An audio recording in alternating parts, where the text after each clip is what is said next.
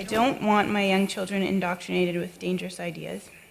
And as time marches on, I trust public education less and less. I know that you have strong thoughts on the danger of the devouring Oedipal mother who harms her child by protecting them. And that's certainly not what I aspire to. I wonder if, in spite of your idea that kids need to become tough and learn to slay dragons, if you have anything good to say about the idea of homeschooling. Well, I don't have anything bad to say about it. I do know that the Quebec government has recently taken moves to make it much more difficult for people to homeschool their children. And it's not like 5 years ago, 15 years ago, I would have presumed that the vast majority of people who were homeschooling their children were to be viewed with skepticism initially. I'm not so sure about that anymore. For example, I was sent a poster today. Someone sent me this link that they found in a local junior high school, and one of the media pieces that were recommended on this poster was a movie called Hedwig and the Angry Inch. Now, I thought that was a terrible movie, even though I'm perfectly capable of enjoying bizarre movies. But so it's a bizarre movie, that's for sure, but I also thought it was a terrible, bitter movie. Terrible and bitter. Those are separate. A movie can be bitter and be quite great, but it was a terrible movie and it was a bitter movie. But I can tell you one bloody thing about that movie. It's not required viewing for 12-year-old kids. That's for sure. So I think you have increasing reason to be skeptical of the public education system. I also looked at the Elementary Teachers Federation of Ontario's guidelines for education from kindergarten to grade 8, and what that is in essence, and I think I will do a video about it in the relatively near future, is a blueprint for transforming children into social justice warriors. It basically says that. It's like you don't have to be a conspiracy theory to read that. We have social justice tribunals in Ontario. And so the idea is, well, if you're going to get your children, if you're going to get people to, what would you say, favor equity properly, well, then you better start teaching them while they're young. It's like, maybe not.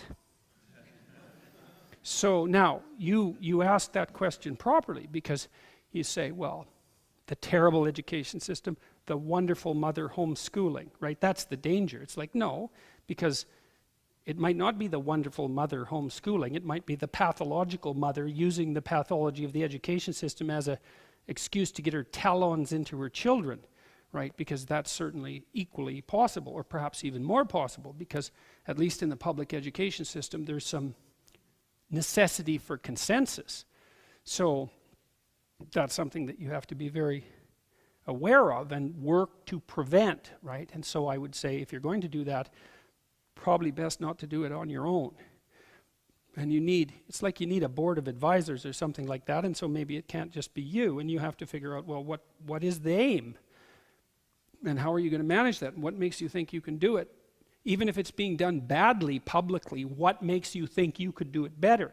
My general advice is, and people have asked me this, in fact, I had a conversation with the guy who was tiling my backyard this morning about something his son had said to him that he was taught at school recently, which really made the tiler, who had come from a rather authoritarian country, step back on his heels and think, I'm not so sure I should be sending my kid to public school anymore, and maybe I shouldn't be living in Toronto even. But my general advice is keep an eye on your kids and discuss with them what they're learning, and help equip them with the tools to not only to articulate their own viewpoint in response to what they're being taught. Now, the problem is you might not have the time nor the ability to do that. That's no simple thing. And increasingly, if you're unwilling to have your children participate in what is increasingly indoctrination and not education, thanks to, in no small part, to the Ontario Institute of the Studies on Education, which is an institution that I particularly despise, because I think that almost all it does now is produce indoctrinators of children. It's not an easy problem to solve. So more power to you wanting to put your children in a situation where they're not being indoctrinated. But the alternative is very, very complicated and difficult. So, yeah.